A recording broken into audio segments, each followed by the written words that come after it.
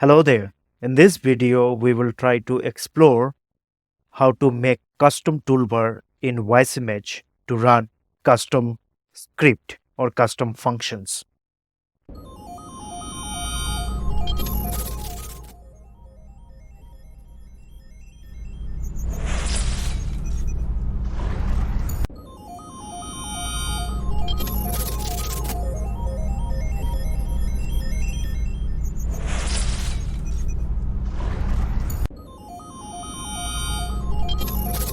As you can see on my system, here I have one JavaScript and I have some specific task that I will perform on this CWS file in WiseImage.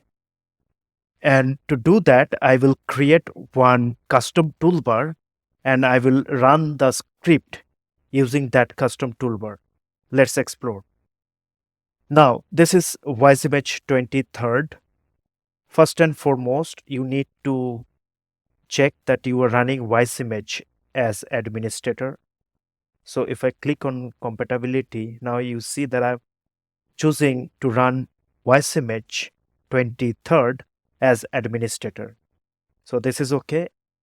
Now I'll double click on the icon. So if you are running WiseImage as administrator, you will get notifications. I'm saying yes, I'm trusting this publisher. So now WiseImage 23rd is open. Now before I create any tools, let's open that CWS file. So this is the CWS. I'll open. So this is a multi-page CWS file. So it has many images.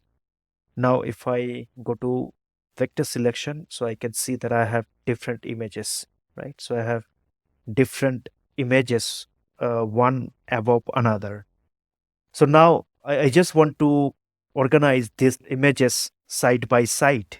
That means that I want to keep these images side by side horizontally so that I can work only within this single workspace and I can see all the images, right? So now I will create the custom toolbar. For that, go to tools and then find customize.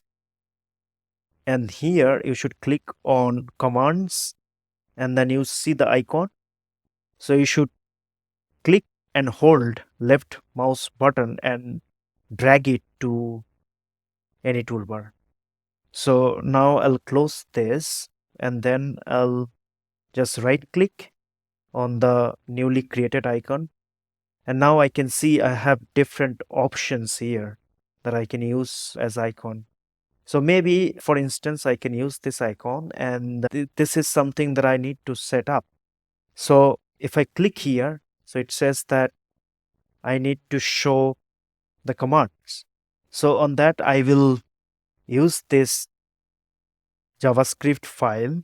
This is a custom function and I'll try to put it to my C drive and under program files, and then I'll find Csoft.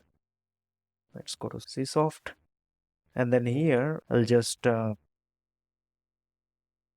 the file here maybe, and then script.